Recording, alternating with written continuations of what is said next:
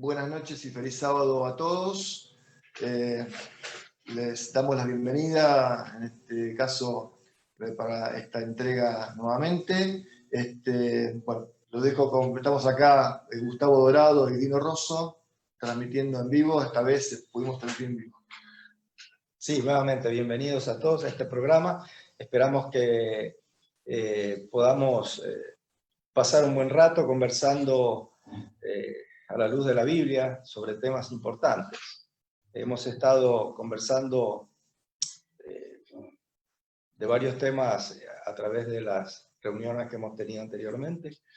Hoy quisiéramos iniciar con la lectura de un pasaje bíblico conocido, porque está prácticamente en los inicios del relato bíblico, en el libro de Génesis.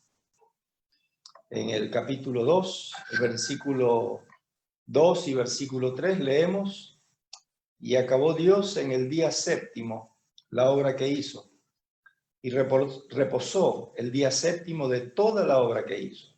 Y bendijo Dios al día séptimo, y lo santificó, porque en él reposó de toda la obra que había hecho en la creación. De acuerdo al calendario bíblico, hoy estamos ya en día de reposo. En la Biblia los días comienzan en la noche y terminan en la noche siguiente. Así que hoy es día sábado para aquellos que aceptamos lo que Dios nos dice en su palabra. Hoy es día sábado. Y queremos iniciar la reunión de hoy recordando qué día es hoy, porque es un asunto muy importante. Así que vamos a iniciar con este pensamiento en mente y con una oración para invitar al Espíritu Santo a que nos acompañe y dirija nuestros pensamientos, nuestras palabras y todo lo que hagamos en estos minutos que vamos a estar conversando. Buen Padre que estás en el cielo, gracias por todo lo que nos das. Gracias por este día que nos invita a meditar en ti, en tu obra, a recordarte y agradecerte por todo lo que nos das y lo que nos has ofrecido en el futuro. Queremos pedir de manera especial que hoy nos acompañes al abrir la Biblia para que podamos conversar guiados por tu Espíritu, que nuestras mentes sean dirigidas por Él. Que este tema de hoy, que es de gran importancia, porque es acerca del Padre, pueda calar en nuestras mentes, en nuestros corazones y hacer crecer nuestra fe, nuestra confianza en ti. Te lo pedimos todo en el nombre de Jesús. Amén. Amén. Bueno, siguiendo con la temática del programa, nosotros, la idea nuestra pues, se llama así: conversemos a la luz de la Biblia, ¿no es cierto, Gustavo? La idea es basarnos en el principio de sola escritura, ¿cierto? Sola Biblia, que es la versión que tenemos todos los cristianos. Nosotros somos varios, pero Reina Valera 1960 es la que usamos más normalmente, más comúnmente.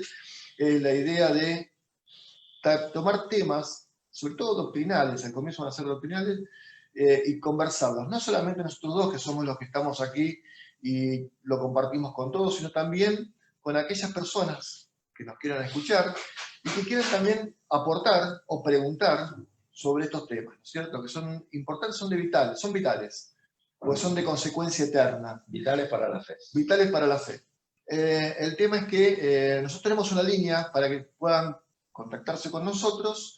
La pusimos en la promoción.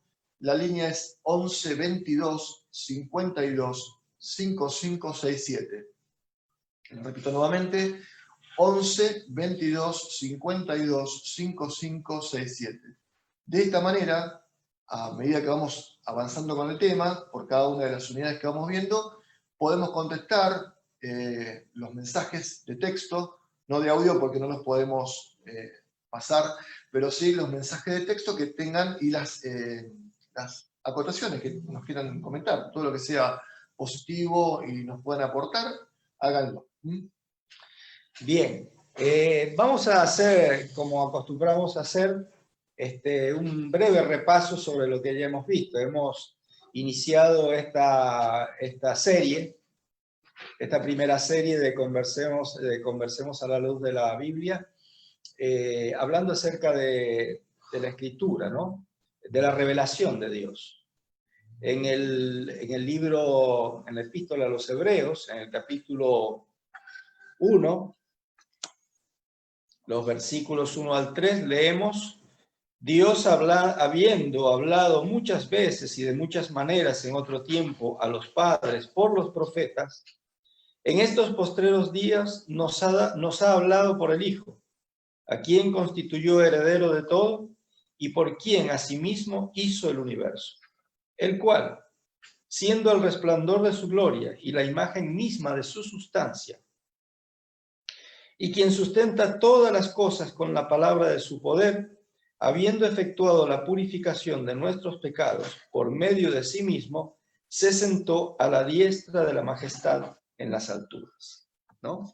El autor de esta carta está declarando que Dios se ha revelado a los hombres a través de los hombres. Ya vimos por la obra del Espíritu Santo, por la obra de la inspiración, la revelación, la iluminación, y la manera más acabada de la revelación de Dios fue a través de su Hijo, a través de Jesucristo, de quien estuvimos hablando en la última conversación. De manera que es importante tener siempre presente que la Biblia,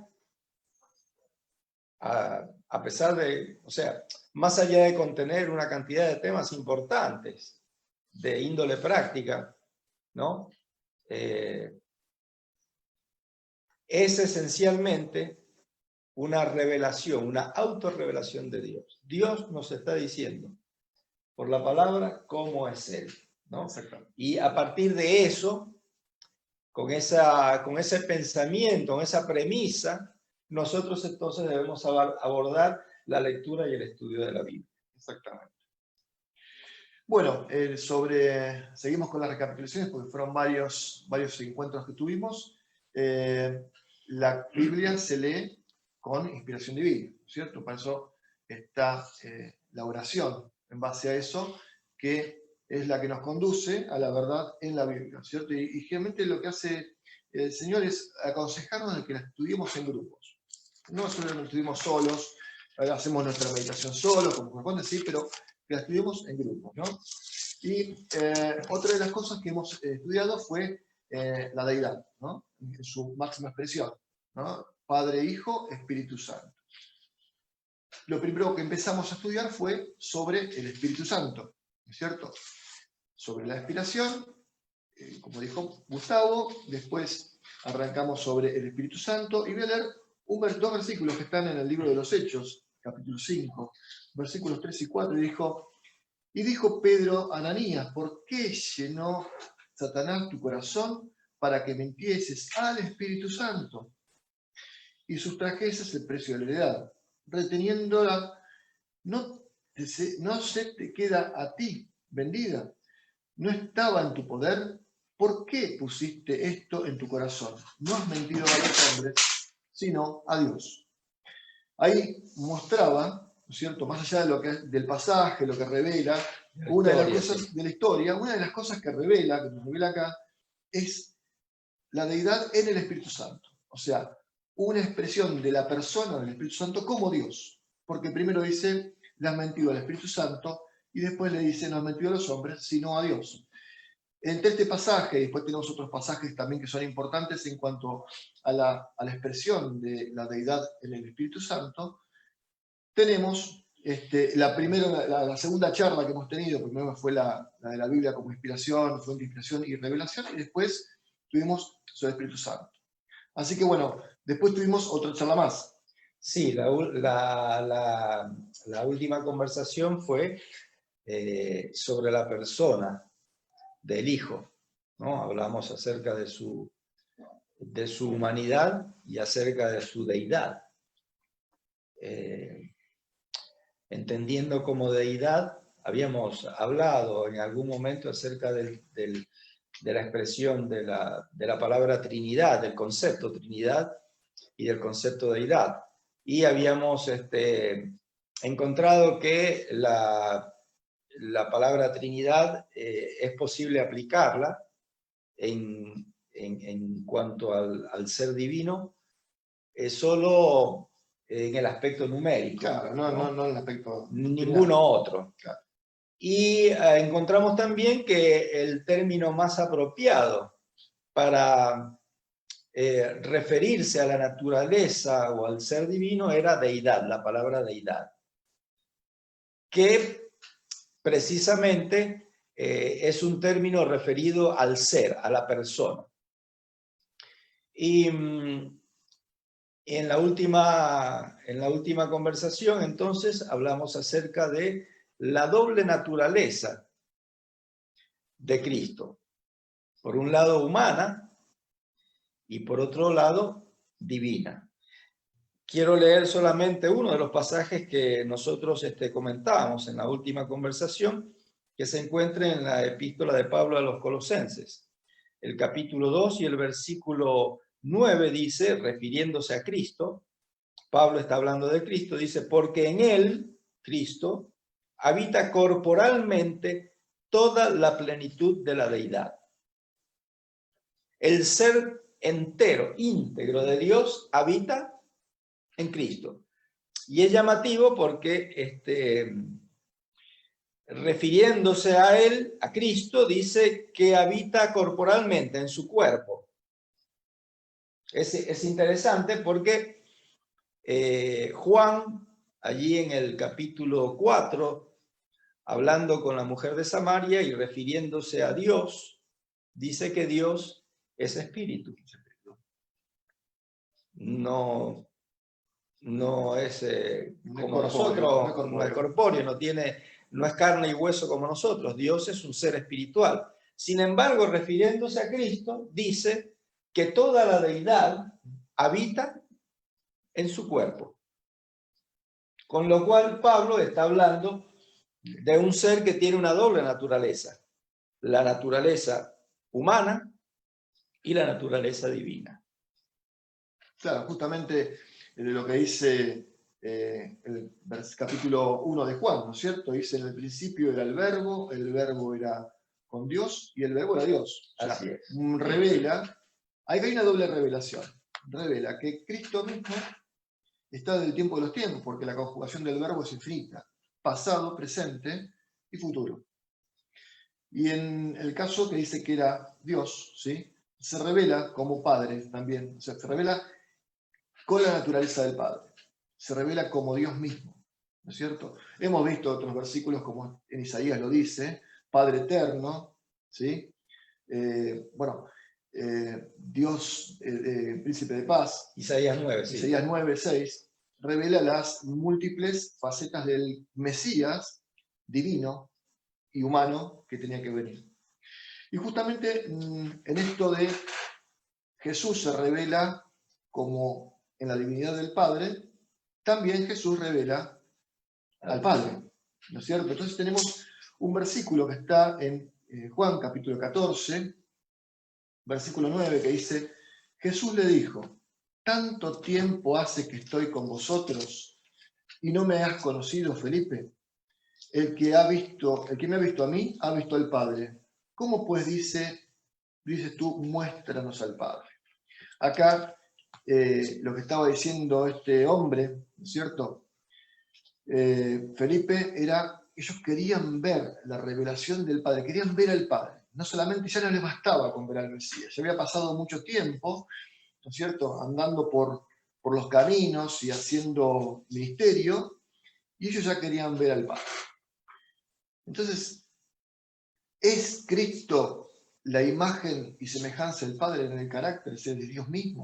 Es Dios mismo.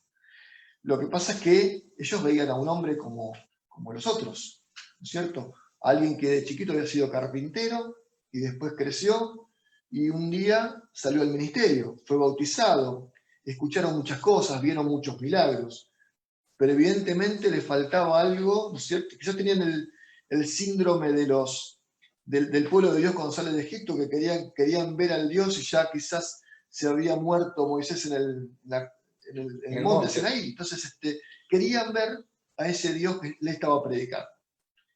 Y dice, no me han visto a mí. Y dices, ¿no viste al Padre? El Padre es el que revela, ¿sí?, estas sagradas escrituras, que es la verdadera condición de ese Padre. Un Padre benigno, un Padre amoroso, y que muestra permanentemente su condición de querer acercarse al hombre para rescatarlo. El hombre está perdido, el hombre está caído, no tiene forma de acceder. Y ese Padre justamente es el que después les va a comentar algo Gustavo sobre ese tema. Pero me gustaría leer con ustedes algún pasaje que está en 1 Corintios 8, versículo 6, que dice lo siguiente. Para nosotros, sin embargo, hay un Dios, el Padre, el cual proceden todas las cosas, y nosotros somos para Él. Y un Señor Jesucristo, por medio del cual todas las cosas son todas las cosas, y nosotros por medio de Él. Acá se está mostrando ese Cristo, ¿no es cierto?, que revela al Padre en que es el Dios de todo, único Dios. Ahora, pareciera como que se contrapone, se juxtapone la posibilidad de que haya un Cristo, un Espíritu Santo, un Dios. Sin embargo, no, porque Dios es uno. Dios se nos reveló por medio del Hijo para salvarnos y por medio del Espíritu Santo como elemento de rescate, como salvavidas, es decir, lo que estás haciendo está alejado de Dios. Es el único que esa conciencia, esa voz de conciencia que tenemos, que es el Espíritu Santo, es el que el Padre envió para que nos convenza de pecado y volver a rescatarnos, ¿no es cierto? Así es. Y esa es la idea justamente de ese Dios. Quería leer también un parrafito más en estas idas y vueltas que son entre Cristo y Dios, Padre, ¿no?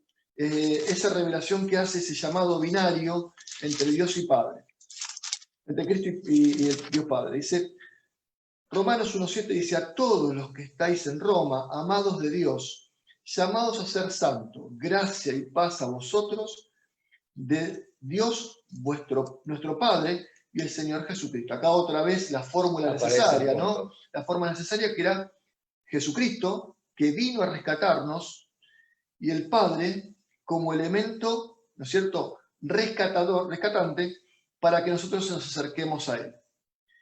Esa fórmula binaria en la que intervienen las dos personas de la deidad, Dios Padre y Dios Hijo.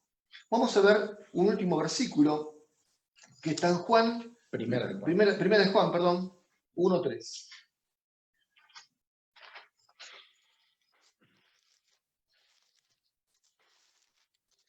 Primera de Juan 1:3 dice, lo que hemos visto y oído, eso os anunciamos, para que también vosotros tengáis comunión como nosotros. Y nuestra comunión verdaderamente es con el Padre y con su Hijo Jesucristo.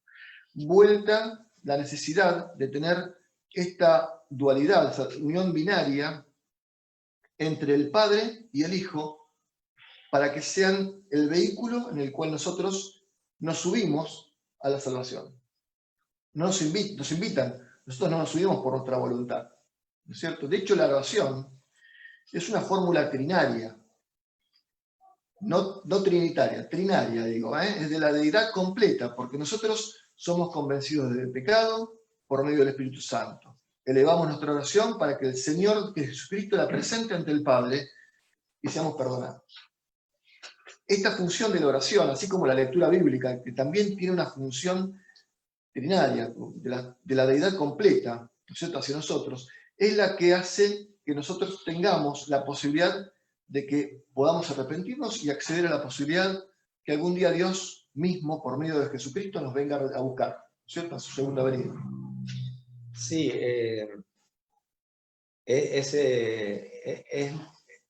se repite muchas veces, no solamente en las epístolas de Pablo y otros autores del Nuevo Testamento, sino en los Evangelios. Exactamente.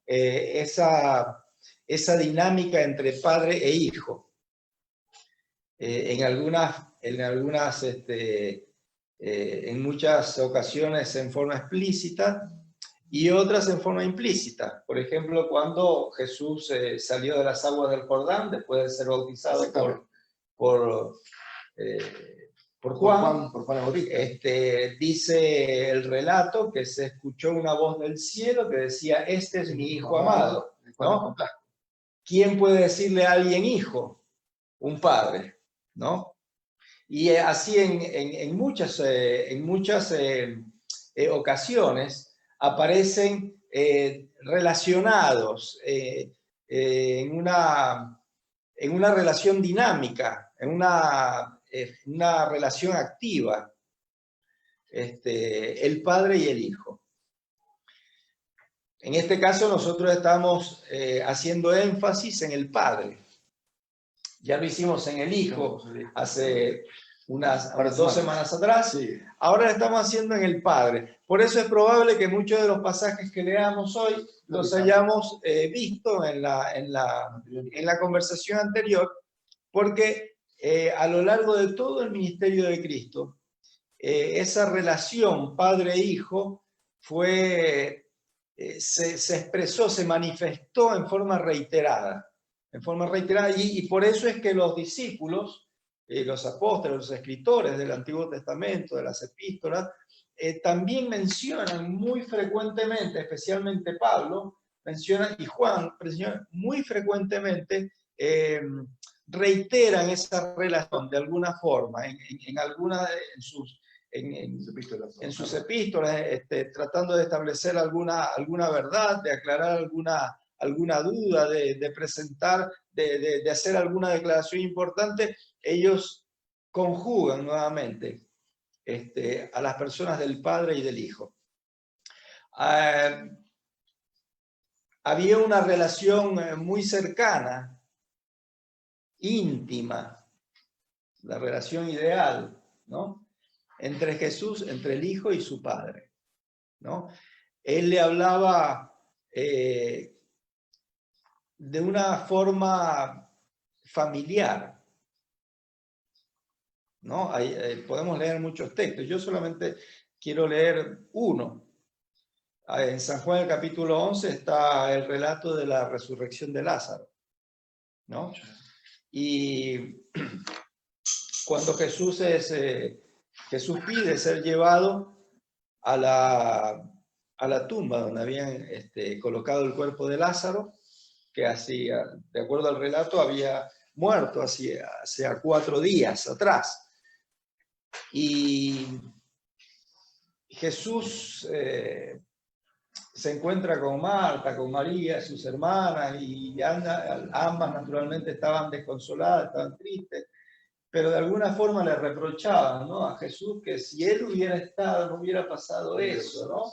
Y Jesús le dice: bueno, pero Lázaro va a resucitar. Y sí, nosotros sabemos que Lázaro va a resucitar en aquel día. Pero el reclamo era fuerte, ¿no? Y Jesús le dice: pero yo soy la resurrección. Si crees, va a resucitar. Y ellos dijeron: sí, no, más o menos. Entonces Jesús lloró. Dice que Jesús lloró. Algunos piensan que es porque los judíos en ese momento que estaban ahí pensaban que era, mira cómo quería a Lázaro, que está llorando por Lázaro, ¿no? En realidad estaba llorando por otra cosa, pero no vamos a hablar de eso ahora. Yo quiero detenerme en la forma como Jesús le habla a su Padre. En el versículo 40 le dice Jesús a Marta: no te he dicho, capítulo 11 del Evangelio de Juan, versículo 40, Jesús le dice a Marta: no te he dicho que si crees verás la gloria de Dios. Y entonces quitaron la piedra y Jesús alzó los ojos a lo alto y dijo: Padre, te doy gracias por haberme oído. Yo sabía que siempre me oyes, pero lo dije por causa de la multitud que está alrededor, para que crean que tú me has enviado.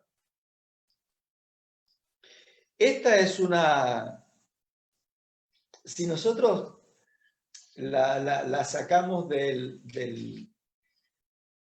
marco bíblico, ¿no? Que le da un aire de solemnidad, ¿no? de reverencia. Si la sacamos de ese marco, es la conversación entre un padre y un hijo. Entre un padre y un hijo. O mejor dicho, entre un hijo y un padre. Es la forma en cómo un hijo puede dirigirse a su padre, ¿no? El padre le dice, te doy gracias porque me oíste. Gracias por haberme escuchado. De hecho, es la misma conversación, el mismo tono que utiliza en la oración sumo sacerdotal del capítulo 17 de Juan, en el cual hace la oración final, la oración quizás más larga que tiene Jesús en el Nuevo Testamento, con los mismos términos, ¿no es cierto? Los mismos términos. Así. Entonces, pero le pide las cosas como nosotros le pedimos a Dios. No, porque nosotros le pedimos, Padre, escúchame lo que te estoy diciendo. Necesito esto, necesito lo otro, o estoy pasando por un momento de dificultad, ¿no? Y Jesús le habla a Dios como un hijo le habla a su padre. Exactamente. ¿No? Dejando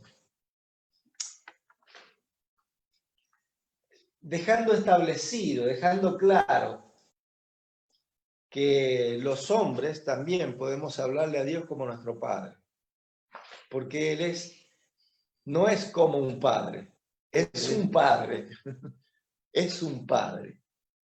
Y entonces Jesús le habla en esos términos y le dice, yo sé que tú siempre me oyes. Los hijos oyen siempre, los padres, digo, oyen siempre a los hijos. No siempre hacen lo que los padres, lo que los hijos le piden, pero que los oyen, ¿no? Y Jesús sabía que su padre lo escuchaba. Yo sabía que tú siempre me oyes, le dice. Pero bueno, dice, en realidad yo te estoy hablando no porque no crea que me oyes, sino para que los que están alrededor mío, los que están escuchándome, se den cuenta de la relación que tenemos y de quién eres tú, ¿no? Y entonces, bueno, continúa el relato y dice el versículo 43, clamó a gran voz, Lázaro, ven fuera, y Lázaro salió de la tumba. ¿Quién es el padre de Jesús? Dios. Porque el único que puede darle vida a los muertos, ¿quién es? Dios. Dios. De hecho, a Jesucristo lo levantó el Espíritu Santo. Cristo resucitó de los muertos porque Dios le dio la vida.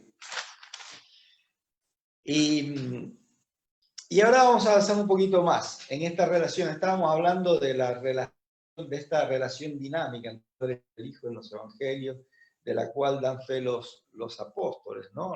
Y los escritores del Nuevo Testamento, que la repiten continuamente. Ya leímos un par de pasajes de Pablo, uno de Juan, donde ellos resaltan, utilizan esa fórmula binaria padre-hijo, ¿no? Y podemos seguir adelante y preguntarnos si esta relación tenía algún sentido, ¿no? Si tenía algún propósito. Y sí, primero quisiera que me acompañen en algunos pasajes. En Mateo 24:36. Mateo 24:36. Jesús siempre tuvo presente a su Padre, no solamente porque era su Padre, sino porque su Padre tenía una participación activa, estaba involucrado en el plan de redención, el plan de rescate. No era que Dios había enviado a su Hijo para que vea cómo resolver el problema del pecado. Le dijo, bueno, mira, yo hay un problemita ahí en el mundo, Tenés que resolverlo. fíjate si puedes arreglarlo, ¿no? Y entonces él siguió atendiendo al resto del universo, que marchaba como un relojito. Tampoco era un parche. Tampoco era un parche. Era algo que estaba fundamentado. Claro, entonces ahora fíjense, Mateo dijimos 24:36. Dice, pero el día y la hora nadie sabe. Jesús está hablando, los discípulos le habían hecho una pregunta, ¿no? Una de las cosas que le preguntaron, ¿cuándo vas a venir? ¿Cuándo vas a, o sea, cuándo va a pasar todo lo que estás hablando? ¿Cuándo va a pasar todas estas cosas y vas a venir como rey? ¿No? Porque ellos esperaban un rey. Y, otro tipo de rey. Sí, ellos esperaban un rey como el que conocían, ¿no? Que se sentaba en un trono, que tenía ejército, que dominaba a sus enemigos, que les daba pan, que les daba... Que los restauraba de quien los sometía. Les daba protección y todas esas cosas, ¿no? Sabían que Jesús alguna relación tenía con Dios, pero no lo veían brillar ni sentado en un trono. Y ellos estaban muy lejos, los 12 estaban muy lejos de ser una legión romana bien uniformada, organizada, entrenada y armada.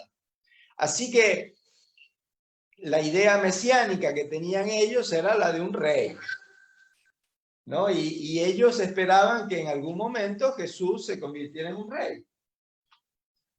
Así que le dijeron, bueno, dinos cuándo va a ser. ¿Cuándo vas a venir?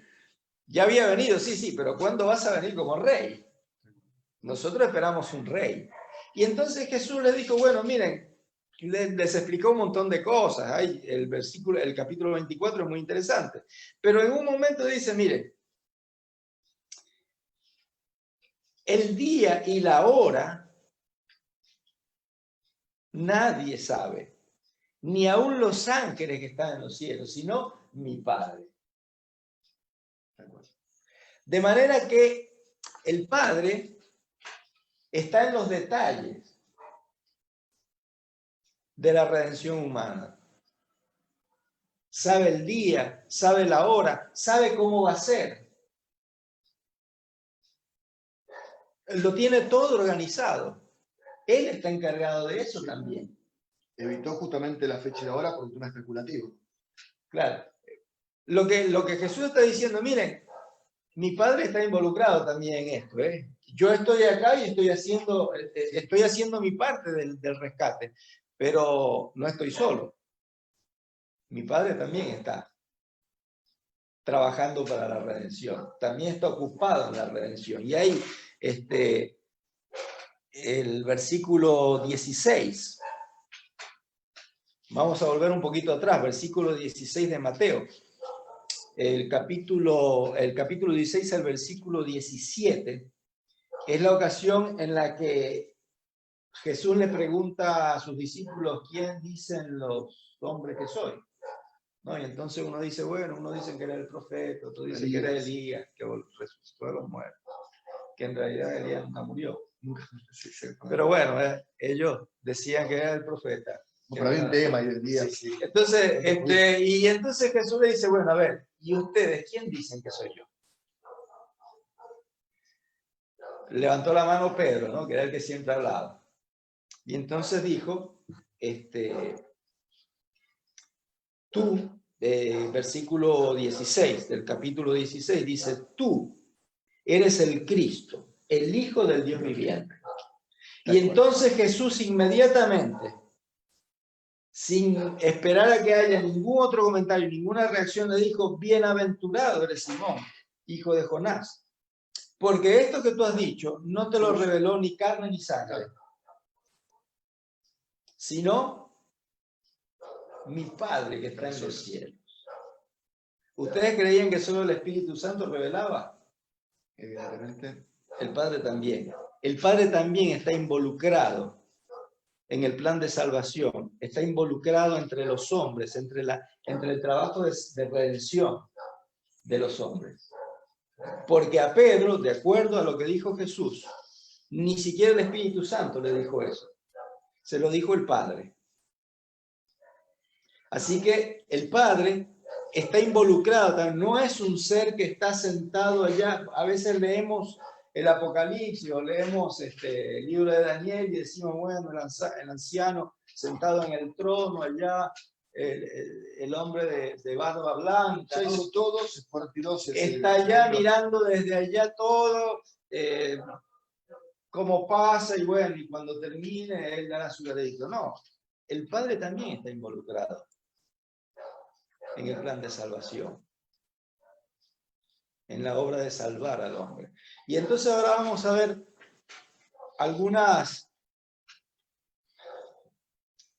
características o algunas acciones o algunas funciones que son comunes entre Jesús, el Salvador. Ustedes saben lo que significa el nombre Jesús, ¿no? Sí. El nombre Jesús significa Salvador. Y el Padre, ¿no? Por ejemplo, Juan capítulo 3, versículo 16.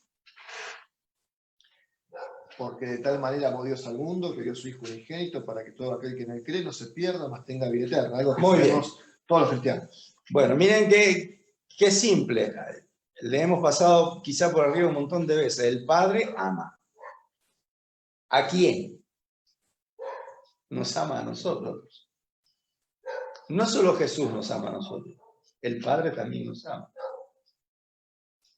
Por lo cual existe tienen un sentimiento común hacia nosotros el Padre y el Hijo. Juan 3:16 también.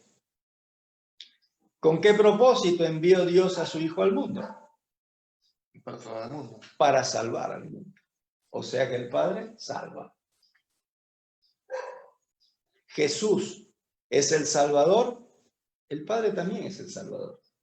Aparte dice, para todo aquel que le cree, no es solamente para uno o para los que aceptaron, no tiene una función a dedo, a todos. El Padre es un Salvador. Es un Salvador. Comparte con Jesús, con el Hijo, esa función. Avancemos un poco más. Mateo capítulo 6. Casi todos los pasajes los seleccionamos de Mateo. Mateo capítulo 6, versículo 12. Esto es esa famosa oración modelo que nosotros aprendemos de memoria, los cristianos, y la repetimos en ocasiones especiales o cuando estamos asustados o en alguna situación, sí, en alguna circunstancia. Bueno, el versículo 12 es una parte de esa oración donde Jesús les enseña a sus seguidores, a sus discípulos, a decir, ¿está hablando con quién está hablando? ¿Cómo comienza la oración?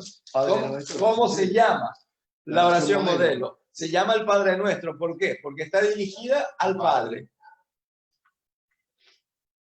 Los discípulos veían a Jesús que oraba, que hablaba con el Padre. Y dijeron, ¿por qué no se enseña a hablar así como tú hablas? El formato es como una carta, ¿no? Claro. Tiene un destinatario y después abajo dice quién es. ¿Cierto? Y entonces dice Jesús, dice, bueno, está bien. Ustedes tienen que orar así. ¿A quién se tienen que dirigir? Al Padre. Padre Nuestro. Es el destinatario. Padre Nuestro. Y entre las cosas que contiene esta oración modelo, está lo que encontramos en el versículo, entre las cosas que nosotros debemos pedirle, o podemos pedirle al Padre, es lo que está en el versículo 12. Dice, perdónanos. Perdónanos. Nosotros pensábamos que solo Jesús perdonaba. El Padre también perdona. Y es parte del plan de salvación. Recuerdan, creo que en alguna de las conversaciones anteriores hablábamos del caso del paralítico que fue bajado por el techo, ¿no? Ustedes recuerdan que lo que Jesús le dijo, lo primero que le dijo es, ten ánimo, hijo, tus pecados te son perdonados. Y inmediatamente los líderes religiosos que estaban alrededor dijeron, ¿cómo? Solo Dios puede perdonar pecados. Y tenían razón. Él era Dios y estaba haciendo su trabajo de salvación. Pero el Padre dice acá también perdón, porque Jesús nos enseñó a pedirle al Padre que nos perdone. Exactamente. De manera que también participa de esa forma en el plan de salvación. Tiene una función dentro de la obra de salvación del hombre. Otra más. Mateo capítulo 7. El siguiente. Sí. Versículo 11. Vamos a leer el versículo 7. Dale. ¿Querés que lo lea? A ver qué dice. Capítulo Pedid, 7, versículo 7. Sí. Pedid y se os dará. Buscad y hallaréis. Llamad y se os abrirá. ¿Podemos pedirle a Dios? Sí. Podemos pedirle a Jesús. ¿No? Una vez había una gran reunión de gente, Jesús le estaba hablando y ya era tarde y uno de los discípulos se acercó y le pidió, Padre, Señor, hay que darle algo de comer a esta gente. Pidieron. Porque sabían que Jesús tenía el poder de dar. ¿No? Bueno, Jesús nos enseñó a pedirle al Padre. Y entonces dice el versículo 11, ¿no? Dice, si vosotros, siendo malos, sabéis dar buenas dádivas a vuestros hijos, ¿cuánto más vuestro Padre que está en los cielos dará buenas cosas a los que le piden? Podemos pedirle a Dios. Él contesta nuestra oración. Nosotros le pedimos en oración y Él nos contesta. Ahora, ¿solamente cosas importantes se le piden a Dios? Ahí no dice importante. Ahí dice pedir. Y se os dará. Porque es importante. Hay muchas personas sinceras que dicen, no, esto se lo voy a pedir a Dios. Dios está para cosas más importantes. No encontramos que haya alguna limitación. Es más, encontramos que dice que todas vuestras cargas las tenés que dejar al Señor, ¿cierto? De esto podemos hacer todo un programa, una conversación, pero de acuerdo a lo que dice, a lo que Jesús está diciendo ahí, Él lo que nos dice es, pídanme. ¿Qué? Bueno, lo que necesiten. Puede ser grande, puede ser chico, puede ser importante, puede ser una cosa sencilla. Pídanle. Y bueno, hay otro pasaje más, pero vamos a avanzar. Vamos a avanzar y vamos a ver Primera de Pedro. Otro atributo en común con Jesús en la obra de la salvación. Primera de Pedro, capítulo 1, versículo 17. A ver. Primera de Pedro 1:17 dice, y si invocáis al Padre, por Padre aquel que sin acepción de personas juzga, según la obra de cada uno, conducíos en temor todo el tiempo de vuestra peregrinación. El Padre juzga. Y si nosotros hemos leído acerca de los atributos de Cristo, al Hijo se le va a entregar el juicio de salvación, y el Padre también juzga. De hecho, si nosotros leemos, ahora sí, Daniel nuevamente y algunos pasajes del Apocalipsis, y lo vamos a encontrar, que al Padre se lo presenta sentado en un trono, sí, como un juez. Sí. ¿No? Capítulo 7, por ahí que habla, ¿no? En Daniel capítulo 7 sí. Y en Apocalipsis algunos otros. Además, comienza el juicio cuando el Padre se sienta. Exacto. Entonces, y el juicio en la Biblia, este es un tema que podemos tratar en alguna otra oportunidad, el juicio bíblico, el juicio divino, no es como el juicio humano. ¿no? El juicio humano, sacando los vicios que tiene, está hecho para darle a cada quien lo que le corresponde, ¿no? Si las cosas fueran como corresponde, entonces el que hizo bien se lo recompensa y al que hizo mal se le da alguna pena. No es así siempre, pero debería ser así. Pero así debería ser el juicio humano. El juicio divino es distinto. El juicio divino es para restauración, para salvación.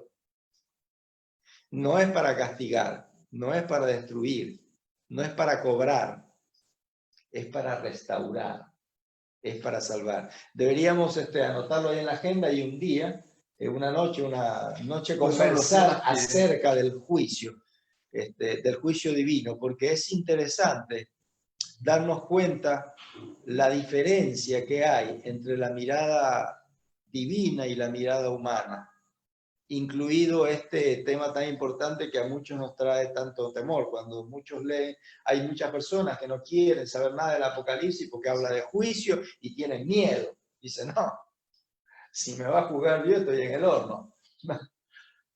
Pero no saben que el juicio de Dios no funciona de la misma forma que el juicio humano. El juicio divino es un juicio para rescate, para salvación. En el antiguo Israel, en el día de la de la expiación, sí, en el gran día de expiación, era un simbolismo del juicio divino. ¿Y qué era lo que sucedía en ese juicio? En ese juicio, los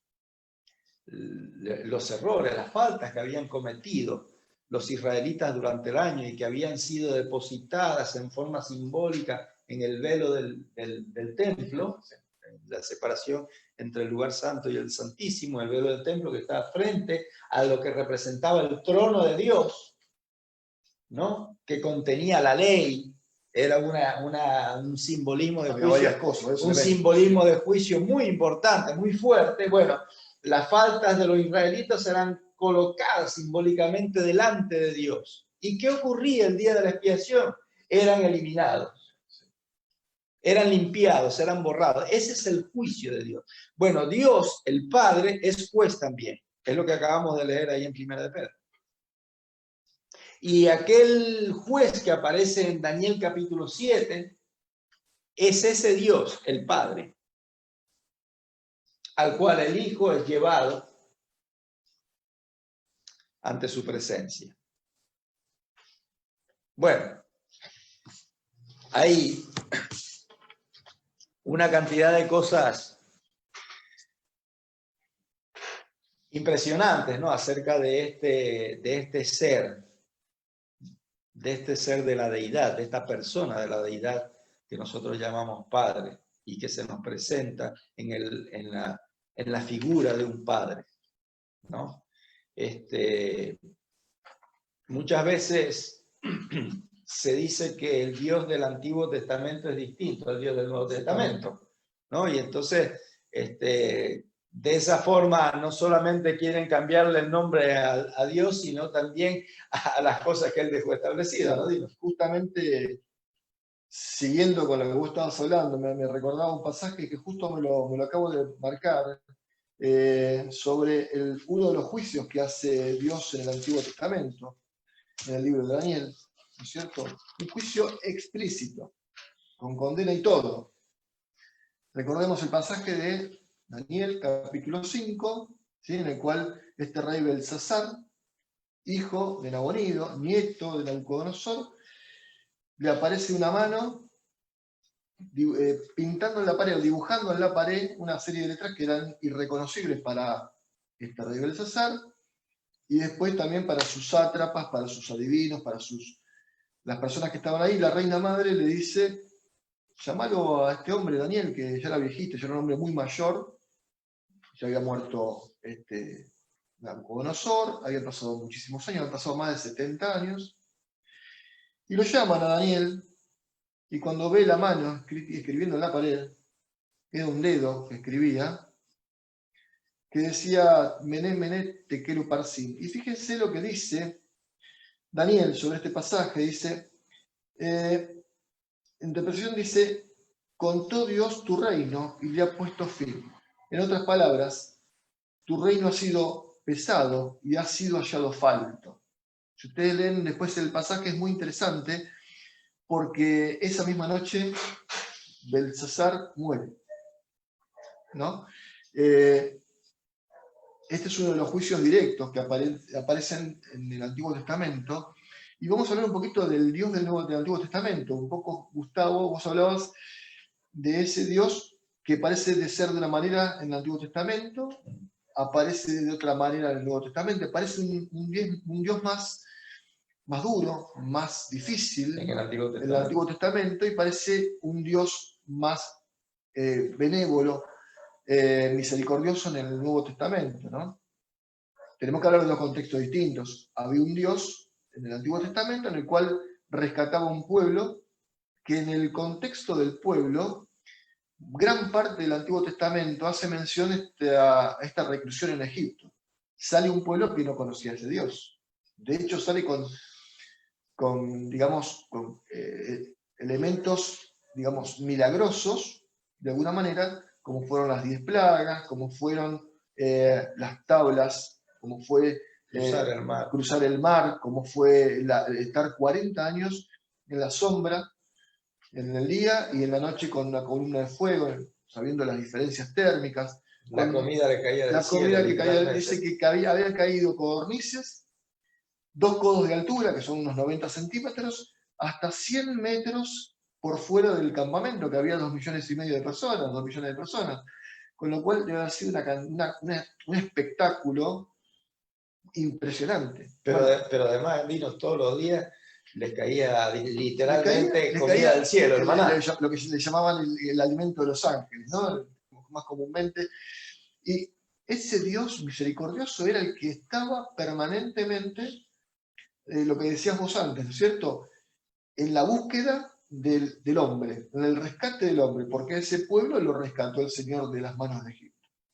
Pero así todo, después, en el desierto, los asistía 24/7, como diríamos hoy. 24/7 estaba con ese pueblo. Y cuando arranca el hombre, olvidándonos un poco de lo que pasaba en el pueblo de Israel, cuando es creado el hombre, dice, hagamos al hombre a nuestra imagen y semejanza, lo habla en plural, ¿no? Estaba presente ese Dios en el Antiguo Testamento. Yo quería leer un par de pasajes. Uno está en Deuteronomio, capítulo 1, versículo 31.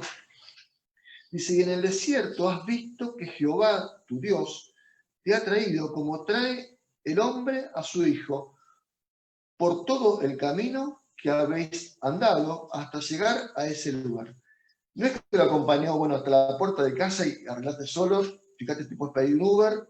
No, acá estuvo los 40 años, desde el arranque, desde antes del arranque, digamos, porque ya cuando les manda a Moisés, ya le está mandando un Mesías, alguien que los podía guiar fuera de ese lugar, a la promesa que les había hecho a Abraham todavía, esa tierra de Canaán que iban a terminar conquistando después.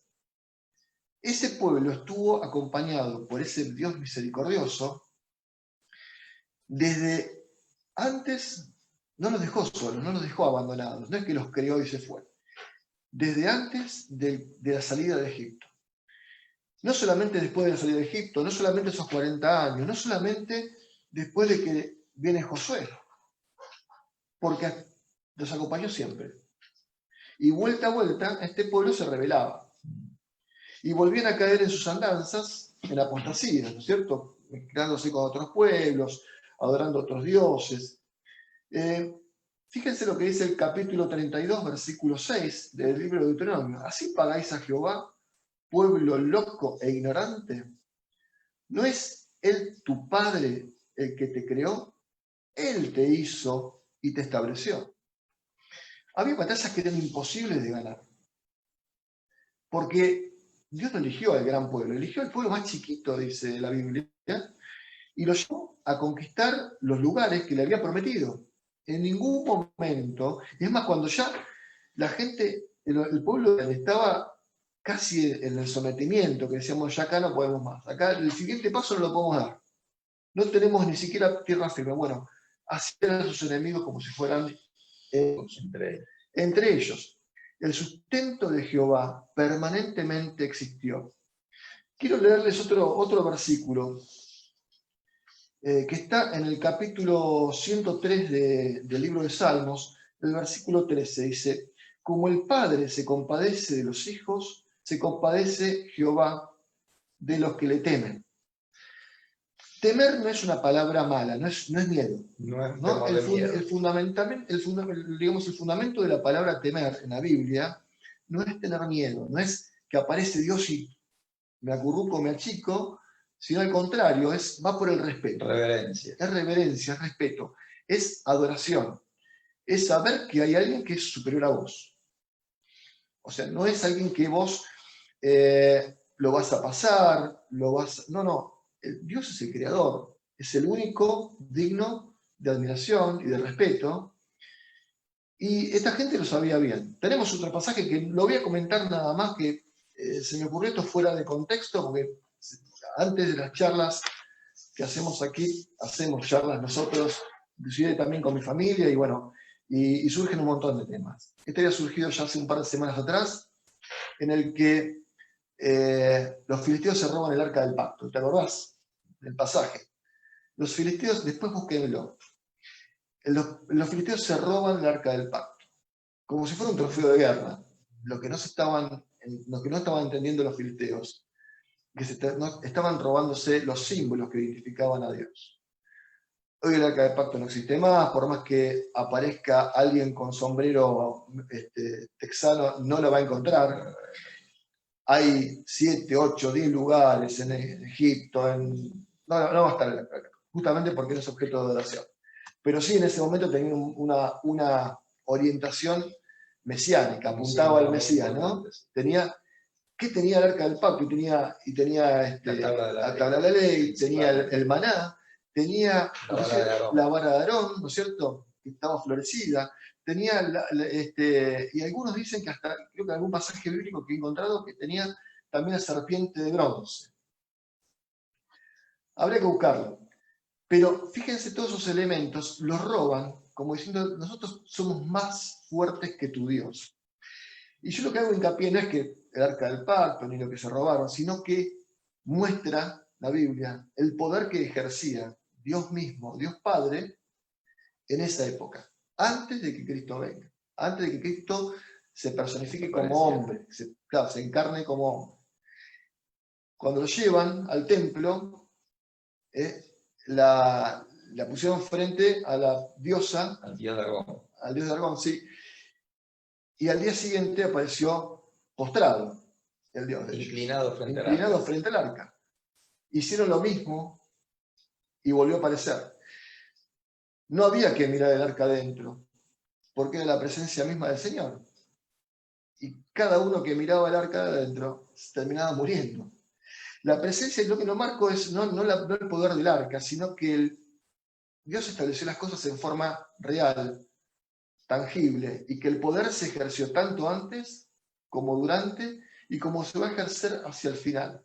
Pero la presencia del Dios abrámico, el Dios nuestro, es real.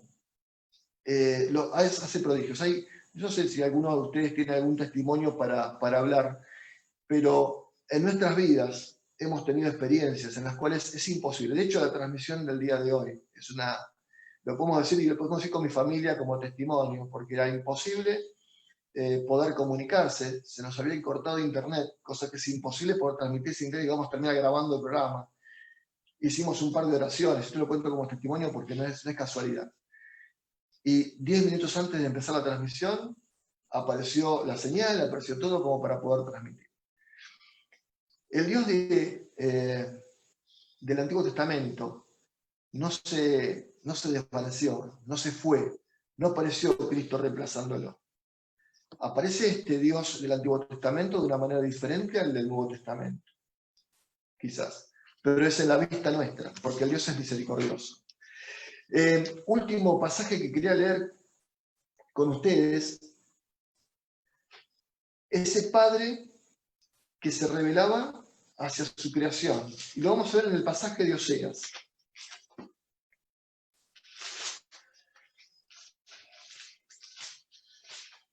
Justo no lo tenía marcado, pero es un pasaje que me gusta mucho para leerlo, porque habla justamente de su creación como hijos. Esto es Oseas, capítulo 11, versículo 1. Cuando Israel era muchacho, yo lo amé, y desde Egipto llamé a mi hijo. Esto es un versículo mesiánico, ¿no? Habla justamente, Israel no es una persona, si bien estaba nombrado Jacob como en el cambio de su nombre como Israel, habla de esa creación. Y es un versículo mesiánico porque cuando Jesús es mandado a Egipto por la persecución de Herodes, cuando muere Herodes, es traído nuevamente y Dios lo manda a llamar a Jesús para que vuelva a Israel, ¿no? A Judá. Pero fíjense el lenguaje que tiene el versículo, dice, cuando Israel era muchacho, yo lo amé, y desde Egipto llamé a mi hijo. Es un versículo que habla, es un Dios amante, es un Dios que no solamente tiene misericordia por nosotros, sino por toda la creación. ¿Por qué lo hizo? Y justamente se refiere al de ese Dios misericordioso y amante, que no solamente rescata, sino que restituye, sino que restaura. ¿Sí? Vos hablabas de un caso como era el paralítico que era bajado, sí, y hace 2 restauraciones ahí, como las hacía también en el Antiguo Testamento. No solamente restaura a la persona que puede tener esa llave a la segunda venida de Cristo, sino también es restituido físicamente. Tiene una salvación y una restauración. Y este mismo Dios es el mismo también que restauraba en el Antiguo Testamento. Justamente.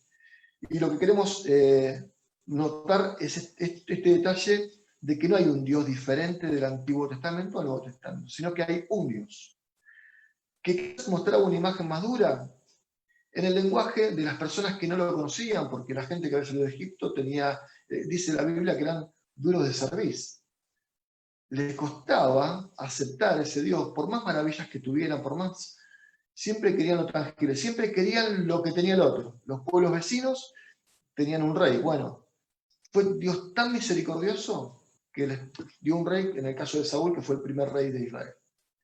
Y les dijo, miren que no les va a ir bien con este rey, no les va a ir bien con un rey, porque él gobernaba a través de los jueces, a través de los profetas. Pero el Dios era el Dios de Israel, era el único Dios, y era el rey. ¿Vos tenías algún pasaje más? Sí.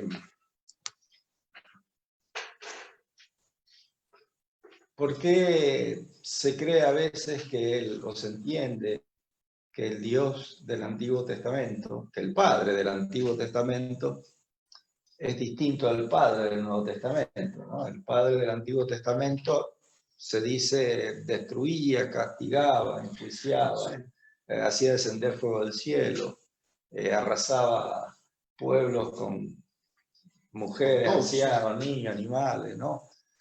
Ese no puede ser el mismo Dios que dice que amó de tal manera al mundo que envió a su Hijo. No puede ser. ¿Dónde está ese Dios? Entonces, ¿no? Claro, no puede ser el mismo Dios, ¿no? Y entonces muchos con ese razonamiento dicen, bueno, entonces no nos interesa ese Dios ni su ley, ¿no? Nos interesa este Dios y esa ley que es tan buena, ¿no? Ama a tu prójimo, comparte tus cosas, ¿no? El otro no lo queremos porque no es un Dios bueno. Era más complicado. Ahora, la pregunta importante es, ¿será que es así o que el problema no es que Dios cambió de la era de Cristo a partir de la era de Cristo, de una conducta, un temperamento, un carácter distinto que tenía antes de que apareciera Cristo? O esa es una una posibilidad. La otra es que los hombres nunca han entendido bien a Dios. Nunca lo han visto realmente como es.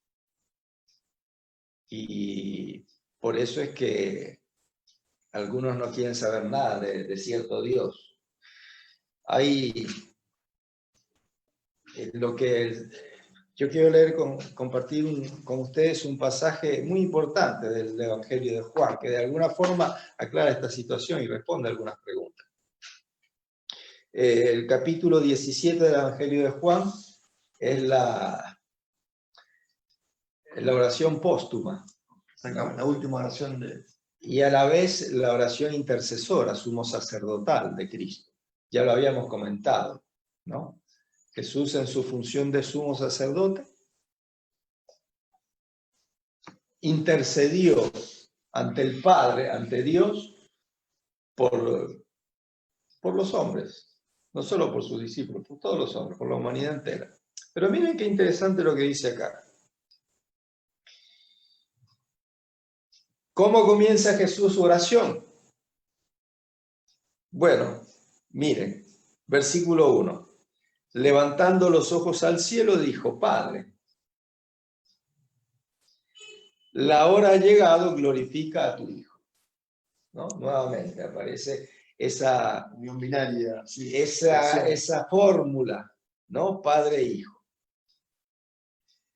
Y entonces dice el versículo 3.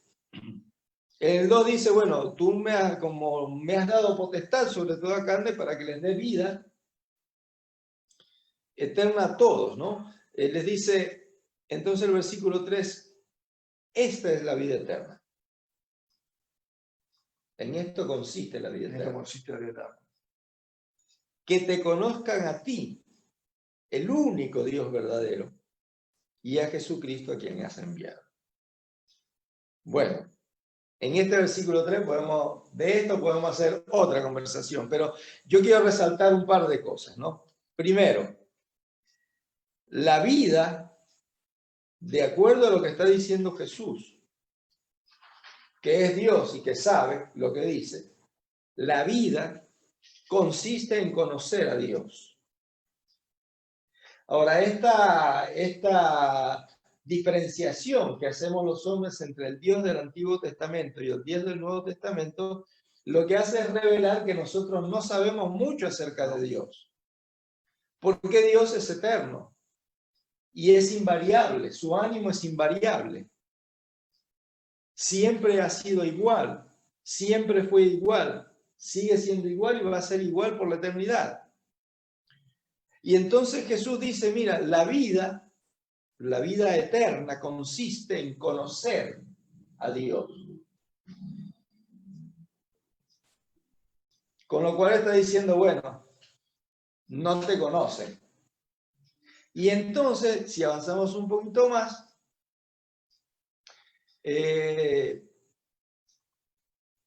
dice, ahora,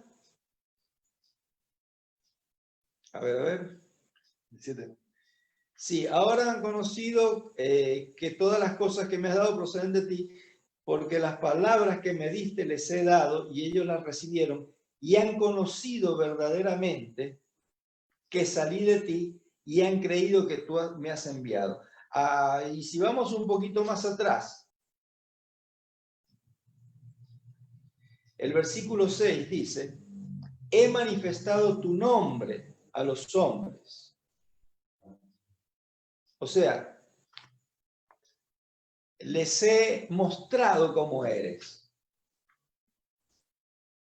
Por eso cuando Felipe le preguntó, muéstranos al Padre, y nos basta, Jesús se sorprendió y le dijo, pero Felipe, estoy 3 años y medio contigo y todavía me haces preguntas, si me viste a mí, viste al Padre. Porque mi función esencial, principal, fue venir para mostrar cómo es el Padre. Ya hemos hablado de la revelación, de que Cristo es la revelación más acabada de Dios. Jesús, fíjense qué notable, porque Jesús está diciendo esto Versículo 4 dice, he acabado la obra que me diste que hiciese. Pero todavía no había sido crucificado.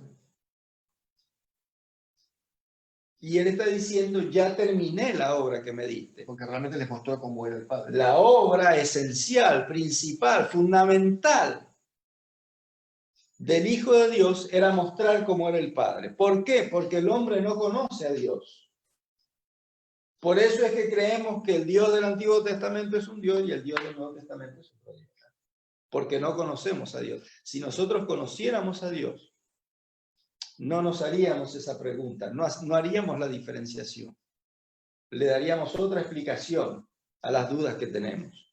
Encontraríamos otras respuestas. Es como si te invitan a la casa de alguien y vos no lo conoces, no sé si vas a ir. Pero si vos le mostrás quién es esa persona, o se revela esa persona, vas a ir a la casa de las personas. Ahora, en este caso, Dios nos invita, por medio de Jesucristo, a un reino, a vivir eternamente, no un día o dos, una semana, a un reino eterno. ¿Cómo vamos a ir a la casa de Dios si no conocemos a ese Dios? Tenemos que por lo menos saber quién es ese Dios. Así es. Y entonces termina resultando que la mayor desventaja que tiene la humanidad frente a toda la situación que vive es que no conoce a Dios. No sabe quién es Dios. No sabe cómo es Dios. Ese Dios de Juan 3:16, ese Padre que dice, amé al mundo de tal forma que le envié a mi Hijo, es el mismo que al inicio del relato bíblico dice que formó al hombre con sus manos, le dio su aliento, su vida, y lo hizo a su imagen, para que se parezca a él. Lo que todo padre quiere de su hijo, ¿verdad? Yo quiero que mi hijo se parezca a mí. Bueno. Y cuando lo dice embargado de amor y de sentimientos y de aspiraciones y de planes a futuro, ¿no? Bueno, ese es el Dios del Antiguo Testamento, es también un Padre, el mismo Padre del Nuevo Testamento que envió a su Hijo para rescatarnos. Pero ¿por qué en el Antiguo Testamento pasa esto y esto? Y la respuesta seguramente no está en que el Dios del Antiguo Testamento es distinto. No. La respuesta está en otro lado. Nuestro problema es que no conocemos al Padre. Por eso Cristo vino para mostrarnos al Padre. Y este punto, este tema, Dino, es central en el problema de la humanidad. Sí. Es central en el problema de la humanidad. ¿Por qué hay tantas religiones? Nos preguntamos a veces, ¿verdad? Basadas en el mismo libro. Bueno, una respuesta puede ser porque cada uno ve a Dios de una manera distinta. La posibilidad es esa. Sí. ¿No? Unos dicen que Dios es de una forma, otros dicen que Dios es de otra forma, entonces se juntan los que creen de la misma forma y los otros se juntan por otro lado y unos se llaman de una forma y otros se llaman de otra forma. Pero todos predican y enseñan con la misma Biblia. Ahora, ¿tiene la culpa la Biblia de eso? No. Los responsables somos nosotros que, adrede o no, desconocemos la verdad acerca del Dios de la Biblia. Y entonces cada uno enseñamos una cosa, un Dios distinto. Predicamos un Dios distinto. Ahora, la Biblia habla de un solo Dios. Entonces el problema no está ni en Dios ni en su palabra, está en nosotros. ¿Cuál es ese problema que está en nosotros? Bueno, ese es un tema muy importante que lo vamos a tratar en las próximas reuniones. Vamos a tener un grupo de charlas que vamos a darle un nombre especial. Vamos a llamarlo de una forma bastante rimbombante. Sí, ¿no? Porque realmente es grande. Sí, grande. ¿No? Vamos a hablar varias reuniones, varias conversaciones vamos a tener acerca de un tema que vamos a llamar el gran conflicto universal. en ese tema, en esas conversaciones, vamos a tocar temas, vamos a tocar asuntos que van a explicar en gran medida por qué nosotros desconocemos la verdad acerca de Dios. ¿Sí?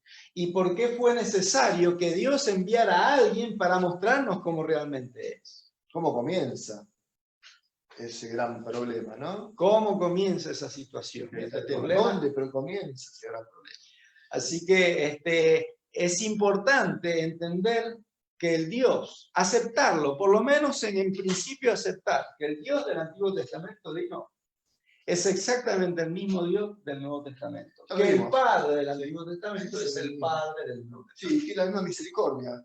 Antes hicimos dos, justamente Gustavo hace una acotación sobre el Nuevo Testamento, yo he hecho la primera sobre cómo fue que rescató al pueblo elegido en su momento de Egipto, en un permanente estar con ellos. No hay distinción entre el Antiguo y Nuevo Testamento.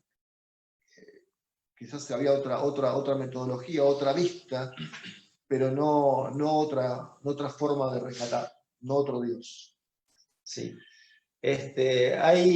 Vamos a cerrar con un pasaje de Lucas, conocido como la parábola del hijo pródigo. En realidad no es una parábola, es parte de una parábola. Tal vez algún día conversemos acerca de este pasaje. Hablar de todo capítulo 15 de Lucas. Capítulo 15 de Lucas, acerca de Jesús, el evangelista comenzó diciendo, entonces le refirió esta parábola, ¿no? Y esa parábola habla en primer lugar de un pastor que va en busca de su oveja perdida. Luego habla de una mujer que busca parte de su dote,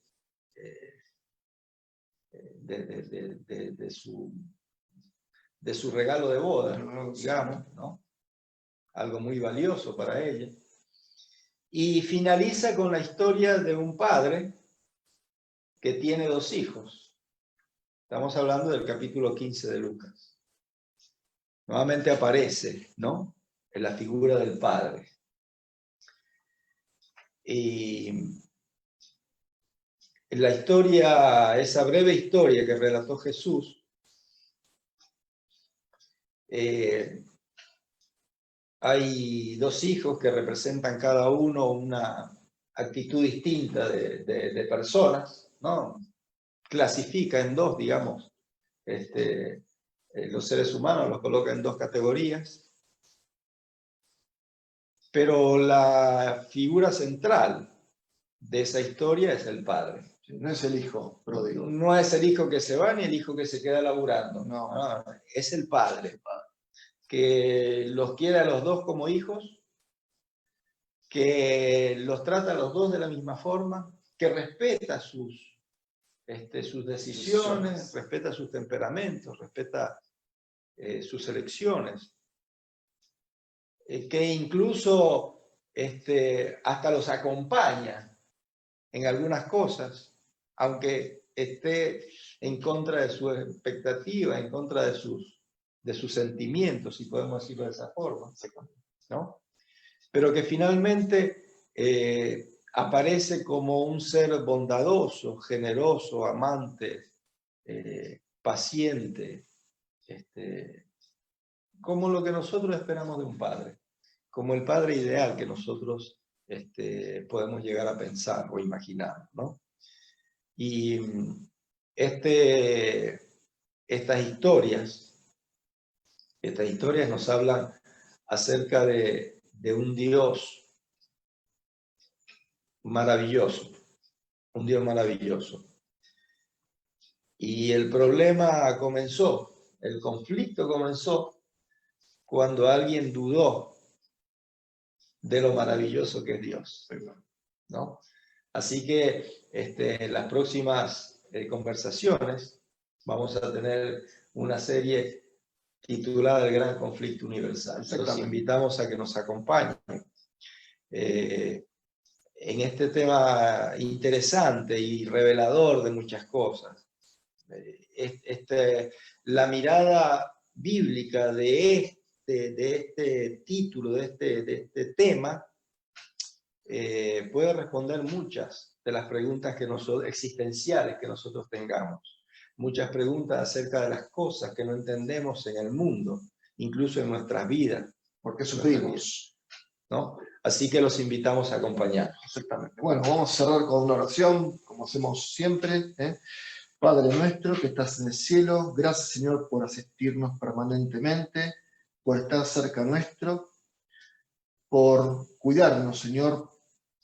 También te pedimos, Señor, que bendigas el comienzo de este sábado que comienza y que bendigas nuestros corazones para que nos acerquemos más a ti, que podamos ver las maravillas que tú tienes relatadas en este libro, Señor, y que podamos compartirlas con otros, y todo aquello que hayamos recibido, Señor, de ti, poderlo compartir para que otros también se beneficien como nos hemos beneficiado nosotros contigo, Señor. Te pedimos especialmente que tú nos ayudes a soportar los inconvenientes, que tú nos des consolación, que tú nos des paz.